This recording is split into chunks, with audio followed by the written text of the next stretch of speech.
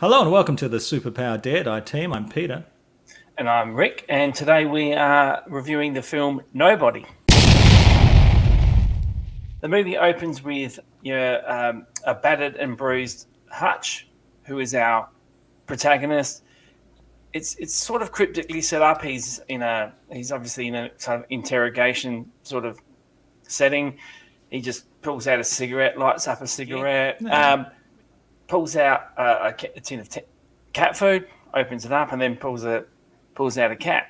And then it cuts to the two interrogators, two police people, who sort of just said, "Who are you?" And I just love the setup of this film. Like, you set this person up, like he's beaten and he looks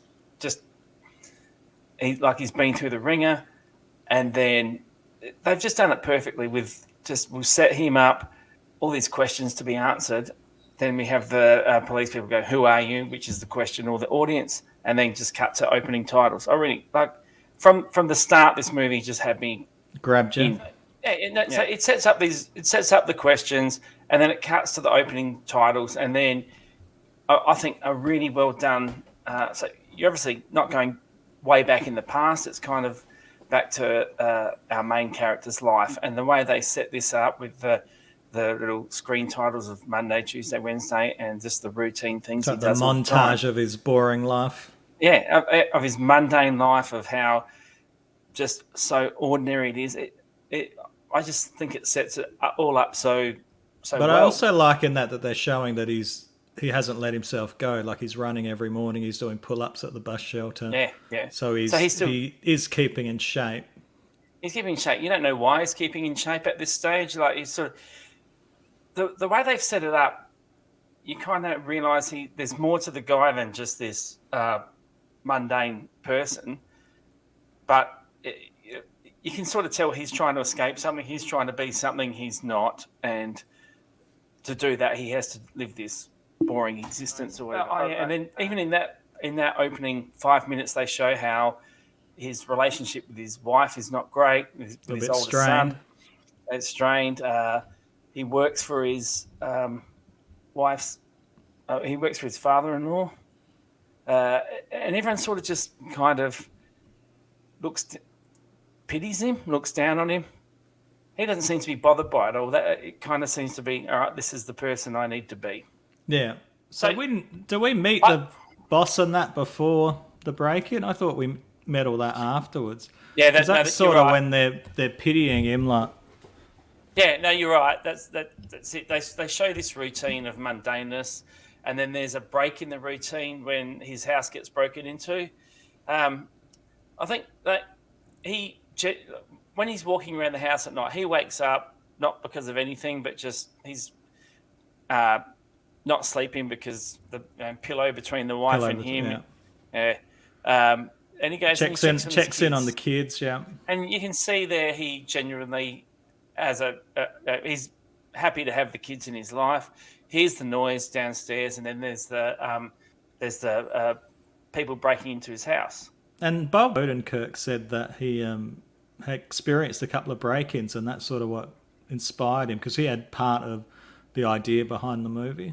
Yeah, I did see. Yeah, he's one of the producers of it, but I think he's perfectly cast in this, because he pulls off that kind of nobody. Like, if you put someone in there like and I'm talking old stars now, but Arnold Schwarzenegger, Arnold, or in his day, Dolph Lundgren, in their day, and he kind of it'll ruin it. This is just a simple-looking guy just wanting to try and live a normal, mundane life. And the roles he's done too, like, he's not known for being a big action star, so it sort of fits really well. Kind of that Bruce Willis. It's kind of almost that first Die Hard when Bruce Willis had been moonlighting, and then you've got him doing this. This movie has it's trimmed of all fat. It's an hour and a half tops? Yeah, 90 minutes, yeah. There's no fat on this movie. There's no a little introspection or why trying to go too deep into the characters. The characters are what they are, and you're just drawn along by the story. So, because there's a scene in the break-in where he grabs the golf clubs, and then his son, who was awake, jumps down and tries to attack tackles one of them. Yeah. And you just see this rage, just like he gets the golf club, and he could just unleash and take those two out. Chooses not to. Chooses not to, yeah, and loses more respect from his son. Because the son cops a hit to the face too. Yeah, that's right. Yeah. So where were you, Dad? Yeah, it's like, Dad, you could have had him. You could have done something. And the cops rock up, and one of the cops is like, "You did the right thing," and the other one's like, "It was my family." Yes. Yeah, that's right. And then was it the next morning with the neighbour going again? Oh, I would have liked to have a go at him and showing off his brand new car. There are so many little hints of setups of things to come. Have we talked about? We've mentioned Bob Odenkirk, but the wife's played by Connie Nielsen, who was in the Wonder Woman movies and probably lots of other things. You know what? Like I saw the name and I saw her and didn't recognise her. She was Wonder Woman's mum. So when he goes to work, I noticed that, like rewatching it, there's a lady putting the broom up and like the little panels in the ceiling, and he's like, "Is it a rat possum? or a possum or a rat?" Yeah. And so this time, it was only this time I watched it that I realised that must have been the cat. Yeah, and that was a nice little setup for that later on too. And so his father-in-law is played by Michael Ironside, who's yes, I know, he's a Canadian actor who's been in lots of movies, Total Recall. Yep. What else has he been in? Starship Troopers. He just reminded me of Steven Seagal. But I thought it was nice to see him, and he was cast against type as well. Everyone's cast against type in this movie. Yeah, like he's really just like a working Joe. A working Joe. Also, I like this scene too because it sets up the brother-in-law who also works at the company, and he's in a complete knob. Like, brings out the gun. You got to protect yourself. Look after my sister. He's all this whole tough macho guy. Forgets to turn the safety off. Yeah, that's right. And gives, Hutch reluctantly takes the gun, and then we see a scene where he puts it in the fridge. And that sets up something for later. Yes, but everything in that whole part sets up something for later. The dad saying he's selling, the tough macho brother-in-law, and then the gun in the fridge. So, like I said, there's no fat on this film. It just does what it wants to do, keeps you moving on the story. Oh, and then that's when Hutch goes to see his dad in the nursing home. In the retirement home, yeah. In the retirement home.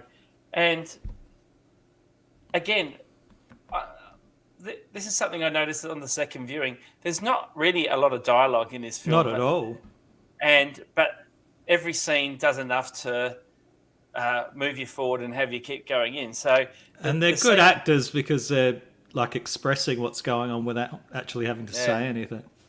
I believe the actor that plays Hutch's dad's a keen cyclist. So. I think he is. I've heard that. So his dad is played by Christopher Lloyd. Yeah. I do. Sorry. I was just going to say they show a picture of a young Christopher Lloyd and the two boys, his adopted son and Hutch as a kid. And the picture is like a still from The Legend of the Lone Ranger. Photoshopped. Okay. It is. I'll show you later. Oh, no, it clearly looked photoshopped, but is it intentionally photoshopped, or is it? It's a still from it's like an 80s movie, The Legend of the Lone Ranger, that Lloyd played Butch Cavendish in. Right, okay.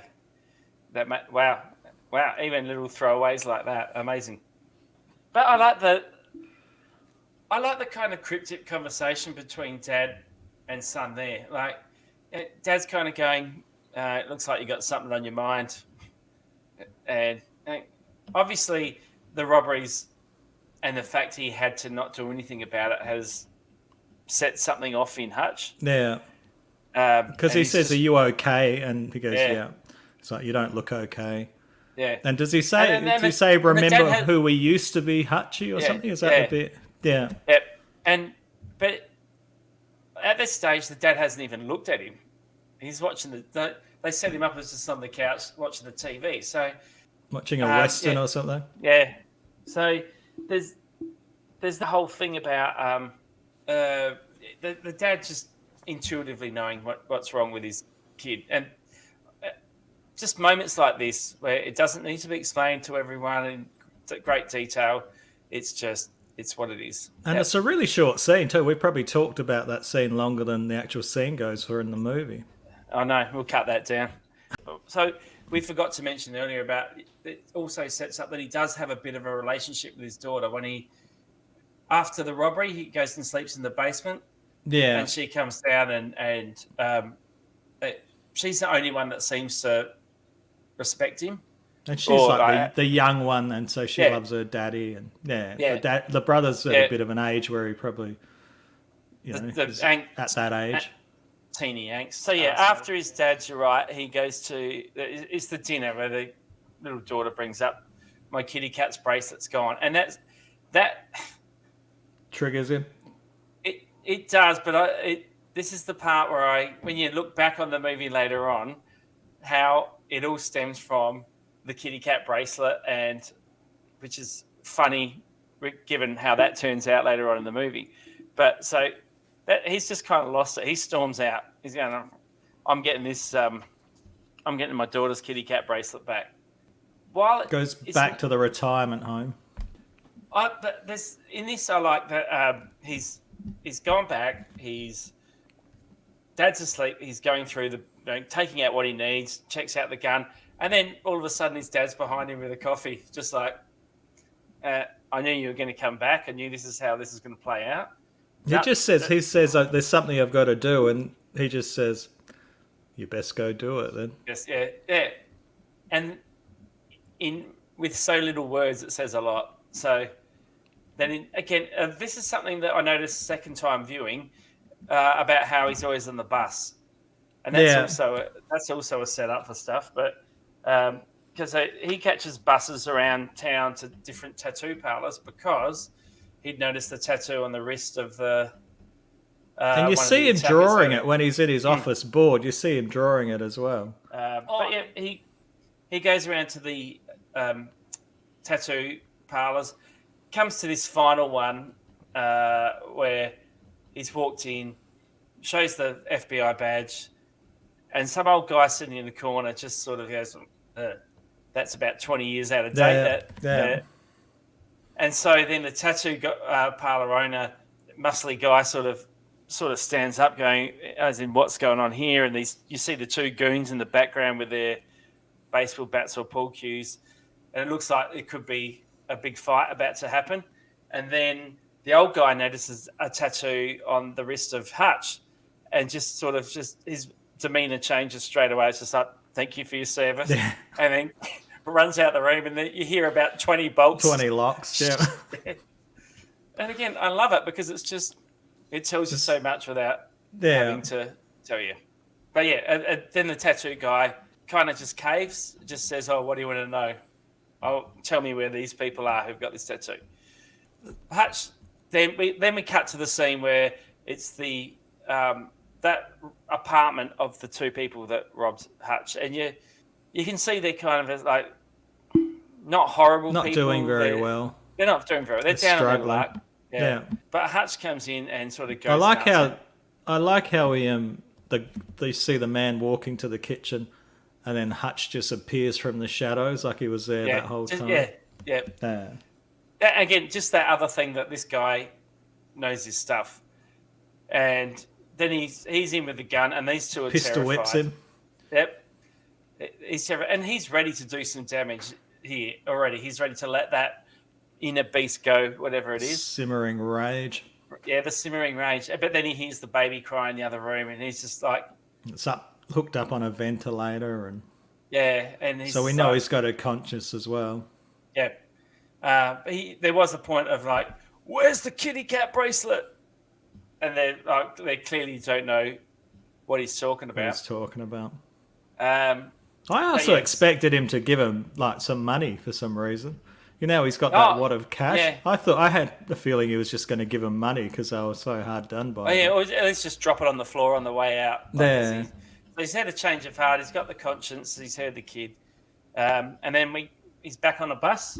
Well, before that, he goes into the alley and starts punching the wall because he's just so angry and wants to get something out. Yeah, he couldn't get his fix. Couldn't get the fix out of those people. No.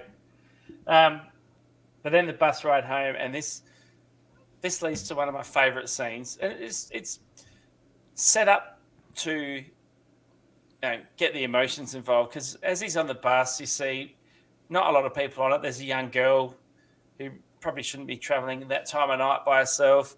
He's just on the back seat, sort of taking everything in.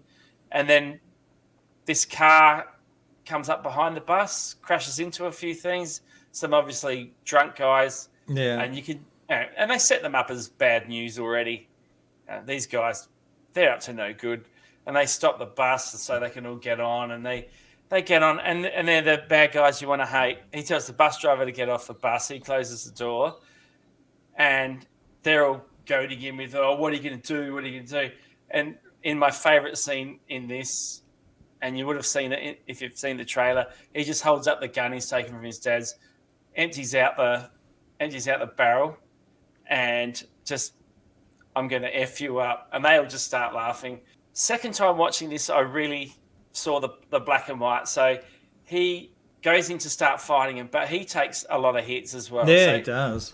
And when I was watching it the second time, I was wondering if he did that intentionally because he needed to feel the pain. Like he's been wanting to beat people up, but he needed to feel something because in mundane life he's been feeling nothing. So I think he let himself take a few hits, and then he did. Maybe it's a way to get you more angry as well. I don't know. Well, the only reason I thought it, because he gets thrown out the bus through the emergency window, and he's lying in the glass sort of thing, and you're thinking, oh, okay, that didn't go the way I expected it to. I thought he was just going to go take all these guys out, and he has hurt them. It's pretty brutal too. Like it is a really not very like the visceral, really visceral. Is it visceral? The fight scenes they're brutal, and they're very realistic, and you can see it's a stunt team that have done the John Wick movies and Atomic Blonde. They've got a name, but I can't think of what they're called. We'll have to put that in after. Yep, and this has a bit of a John Wick feel to it, but I actually like this better than John Wick. I've sat and watched the John Wick movies and enjoyed watching them, but I couldn't tell you anything about them. Like, it's just him shooting people for an hour and a half, 3 times. Yeah, and that's it. They're enjoyable, but this one, I don't know why this one's different. It just, maybe it's the cast. They just sort of bring a little bit more heart to it. So he's thrown out the bus. He's sort of pulling himself up. There's no music either, which I noticed. Like it's just the fight and the effects of bones crunching and poles being hit on faces and no music at all in that time. Music's really scarce in this, except it does have a lot of songs that sort of tie up with how he's feeling at the time. Yeah. Because what was the song while he's on the bus? I've got to be me. Yeah. It's the song. And so he sort of gets up, lets himself back on the bus again. This time when he attacks them, it's completely different. They've got no chance at all. It's like more calculated. Oh, he's just precise and brutal, and he just takes them out without taking a hit. And then that last guy, where the guy gets the gun that he dropped on the ground and shakily he's trying to load it and then pointing it, and he just rips a pole off the one of the bus and just whacks this guy in the throat and head. And like you said, it is really brutal. But so I don't know what this says about me as a person, because I was laughing in these scenes, like watching these guys get beaten up. I was laughing out loud because it's good to see sometimes the bad. It's like a bit of a hero moment. Get there, and then you see Hutch with a conscience, because the guy he's just whacked in the throat can't breathe, so he does the tracheotomy, cuts the throat open, puts the straw in so he can breathe. It finishes with he's come off the bus, he's come home, he's all beaten up and bloodied, and his wife, who has been worried because he sort of just stormed out as an audience member. You forget he's just stormed out the house looking for the kitty cat bracelet because of the kitty cat bracelet comment, and she's been waiting up. Like, where'd you go? Sees him, and he just sort of said, "Oh, I've had a bad night." She says, so how much does she know, do you think? Because she's like saying, "Oh, this is like the old days" or something, and this is where it's a little grey. I'm not sure. He mentions later something else that might clear it up a bit, but she's stitching him up and literally stitching him up because he had the knife cut, bandaging him up and all that sort of stuff. So that part wasn't a surprise to her. Yeah, maybe the fact that it hadn't happened for a while. That might have been a surprise. But yeah, it makes me wonder how much she knows about his past and everything. So she must know something. She knows he goes out a bit and gets beaten up. I don't know. She knows how to stitch. Not bad for a real estate agent, but yeah. Oh, and so then the next scene we introduce. So this is set up our good guy. Next scene we get introduced to Julian, the bad guy, in this car being driven erratically down the street, doing a big burnout in front of a nightclub, where he kind of, again, the casting in this movie is so good because this guy just looks like a slime ball. Yeah, he does. I'm not familiar with him, but he's a. I thought he was a good villain. Yeah, I thought he played it well. Yeah. So he just walks. He walks across the road, like doesn't even stop, doesn't even look, doesn't care, like. So that's everyone else's problem, not mine. But like the whole way he just walks in, takes a drink. People are saying hi to him, and then jumps up on stage. Yeah. Gets up on stage, sings, has a dance. Like that is not. It's not like the usual introduction to a villain. Normally, a villain's just this whole you get the arrogance of him in this one. And again, I think it's a typecast. He's not a big, gruff, scary-looking, shaved-headed dude. Like he's just like a car salesman. He looks like he just looks. Sorry, car salesmen, but he just looks like a sort of a sleazy guy. Yeah.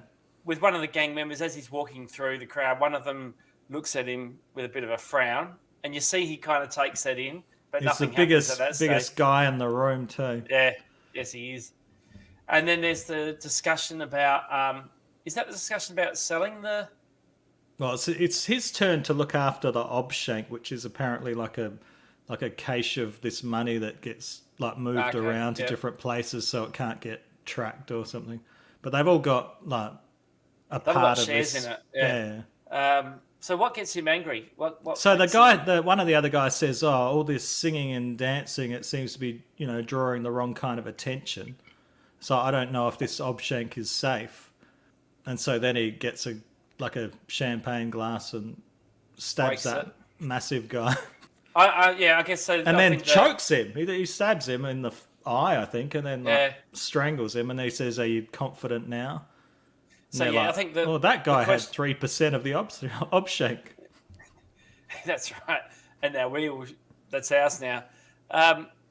So I think that sets him up as, because we saw the smarmy, smoochy, everyone in the crowd loves him sort of person, and then the Russian mafia, whatever they are, you're losing your touch with the mob roots and all that sort of stuff, and so he's just proven, I'm still the worst of you here. Yeah, it makes him more of a formidable villain. Like it doesn't make him like this soft guy. Yeah. Yeah, it sets him up as the villain that he is. Yeah. Next scene, I think, might be. They get a call about the. So it turns out that the guy that got the tracheotomy is Julian's brother. So he finds out about his brother's in hospital. Races off to the hospital. This is one of my favourite bits where he he picks up. You see him pick up the. Is there a bit before you wanted to talk about? But I was just saying, he goes to the hospital and he's like going, I'm not doing the Russian accent, but he's like, who has done this? What's happened here? And the guys are kind of not really wanting to talk about it. And then he walks down the corridor to the other room and picks up a chair, and then the next scene you just see a chair being loped at some poor guy in the hospital bed. Yeah, the over-the-top violence, and I'm just finding myself laughing at funny. But it's funny because it's unexpected. And I think then he picks up the chair and starts hitting him again as well. Yeah, he does. Yeah. So and then that one of the other guys says, "Oh, but you don't get more angry, but you didn't even like your brother." He's like, "I know, but it's still family." And he's like, "We got to find this guy." And then you see the shaky hand go up with the license, with the bus card. So the bus is paid off. Oh, it's a bus card. Yeah. Yeah, it was his bus card. So now all of his bus travels have paid off. If you got this far, thank you for watching. Please like and subscribe to our channel. We're on Twitter, we're on Facebook, and we're on Instagram. So if you'd like to follow our pages there, that would be great.